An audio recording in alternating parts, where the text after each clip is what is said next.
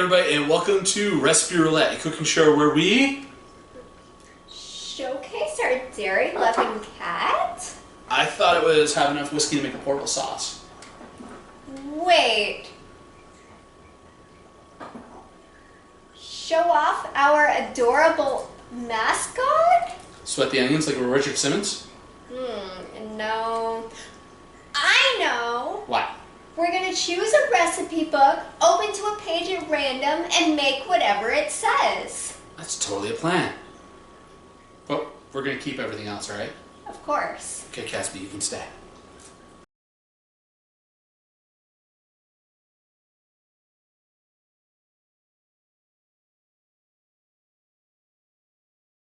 Hey everybody, and what are we cooking this week on Recipe Roulette? So we're making a strawberry sauce from the book Simply in Season, and we're doing that because strawberries are in season right now, and so very exciting. She's been over the moon about strawberries. I mean, who doesn't love strawberries? They are good. All right, let's look at the ingredients. Okay. So for our strawberry sauce, we've got a half a cup of, it's called Blue Machine juice. It's put out by Naked Juice line. It says to use grape juice. We substituted this mostly because it was what we had on hand. I got a tablespoon of maple syrup, and this is right from Mapleton, Maine.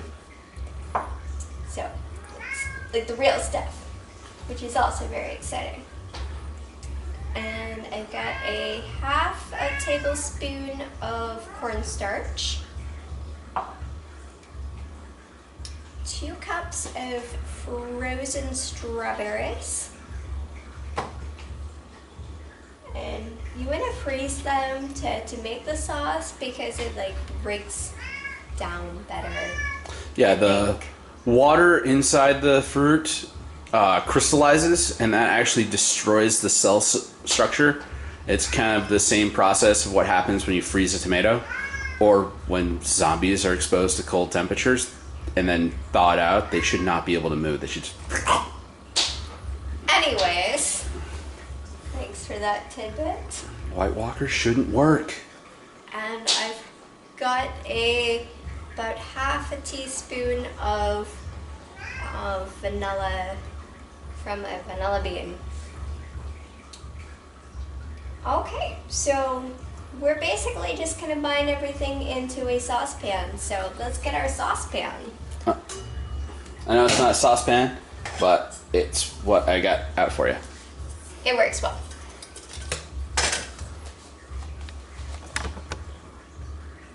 So I'm gonna start with my juice.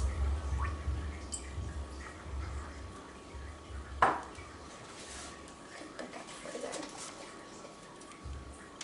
says to heat slowly, so I'm gonna put this on like a medium low. And add my maple syrup.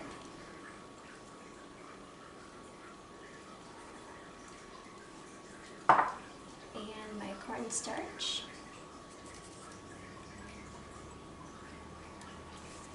And a spoon to get all of my cornstarch there.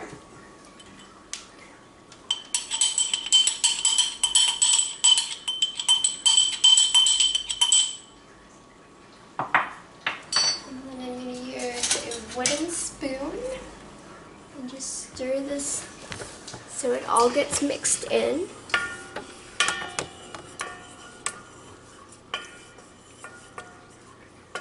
You don't want your cornstarch to be clumpy.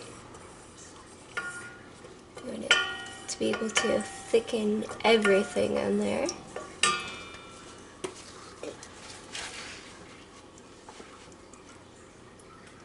This is stirring constantly until clear. So, not entirely sure how this juice is gonna get clear. Yeah, it's a pretty cloudy juice. It's a weird description. So we're just gonna stir until everything's incorporated boiling, but until it's warm. Yeah. And we'll be back to put the strawberries in. Yeah. So the juice is heated up. It didn't clear. I'm thinking in the recipe they probably used a clear grape juice, but with purple, you can cook it forever and it's not going to turn clear. Nah. So. Nah, because that juice is loaded right full of fruit and everything, so it's never going to be clear. It's really not. So I'm adding my strawberries. Gonna try and break them apart a little bit, just to expedite the heating process. And then I'm gonna have this on a low temperature and put my cover on and just let it sit a bit. So we'll see you back for first bite. Well, hang on. Aren't I going to show them what I'm going to make in order to put on top of these? That is a very good point. I'm going to turn the camera. We're going to switch places. Adding my vanilla too. That nice vanilla-y flavor doesn't really want to come out. Encourage it. So if you've never heard me talk, about vanilla, I used a vanilla bean instead of vanilla extract because I found one at a local store and I thought it was really cool, mostly. Alright, now we're going to switch places. Pancakes. Click, click, bloody click, click, pancakes. Finally, I think I'm much more excited about the pancakes. Nah, I'm excited about the strawberry sauce too. Ingredients. I've got 3/4 cup of milk, cup of flour, 3 teaspoons of baking powder, half a teaspoon of salt, and 2 tablespoons of avocado oil. Almost said olive oil, avocado. Alright. Oh, Monk, we found out she, not a boy, because she's laying eggs now. So, I'm sorry to have misgendered you, Monk. Alright, I'm going to mix together all my wet ingredients first. I'm just going to crack this egg into my milk. Add my avocado oil into that. And take a fork. And give that a stir. Basically, I just made eggnog. Alright, take all my dry ingredients, my flour, my baking powder, and my salt. And before I mix these together with wet, I'm just going to mix these together. This way, everything's got an even mix, an even consistency. And the cool thing is we found out in a previous episode, because we needed to make self-rising flour, that is what I have just done by adding baking soda and salt, baking powder and salt to this flour. So if you had self-rising flour, you could actually just mix the eggs, the milk, and the oil together and add to a cup of self-rising flour. And now that we add our wet and our dry ingredients together, so we get everything fully mixed up.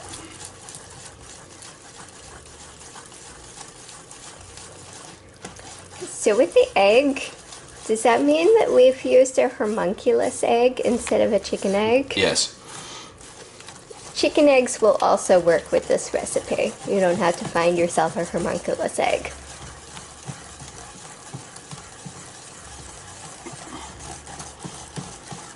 Alright, I think I used probably a little bit too much flour.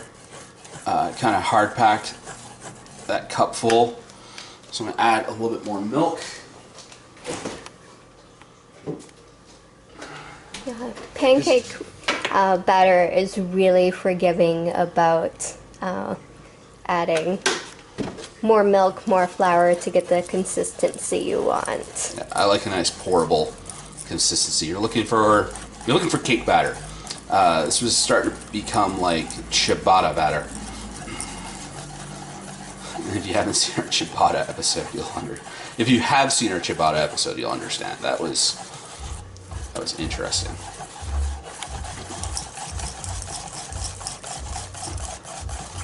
Alright, just a little bit more. I think at this point, cup of flour, cup of milk is definitely my modification from the Betty Crocker recipe. Because I like mine, because it will thicken up a bit as you let it sit, but I like mine to get, nice runny consistency. That's going to pour out just perfect onto my griddle. So, I'm going to clean this up and get my griddle down and start making some pancakes. So, just give me a second. Alright. Griddle is heating up. I want to get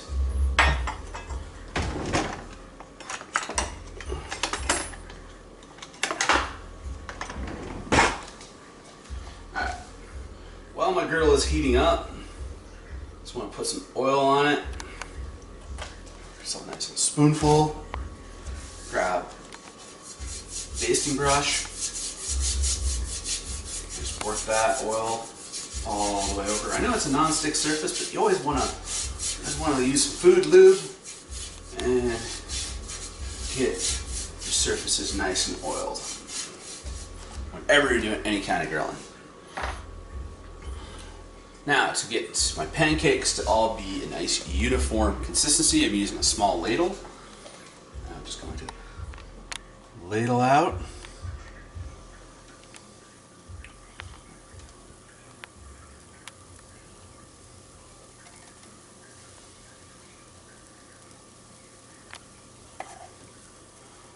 Room to do like 3 pancakes across this griddle.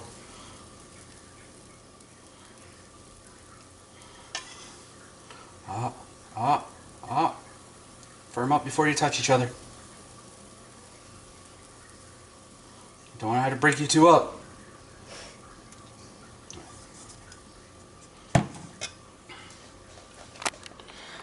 Basically what you're looking for, from what my mom told me, was once you no longer see any bubbles forming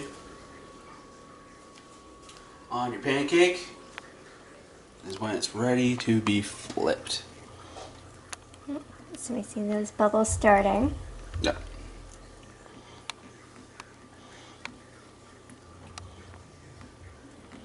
Gonna peek over to our strawberries over here, see how they're doing. Oh, do we have a flip?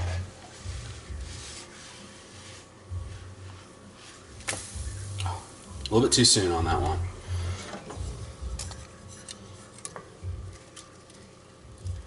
Strawberries, they're still a little bit frozen, but they're coming. Smells really yummy and strawberry. Put my lid back on.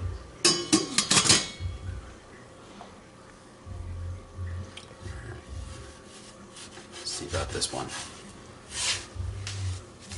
Oh, that one's better.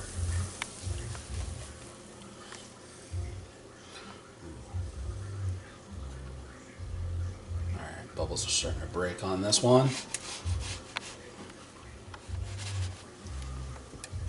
Yeah.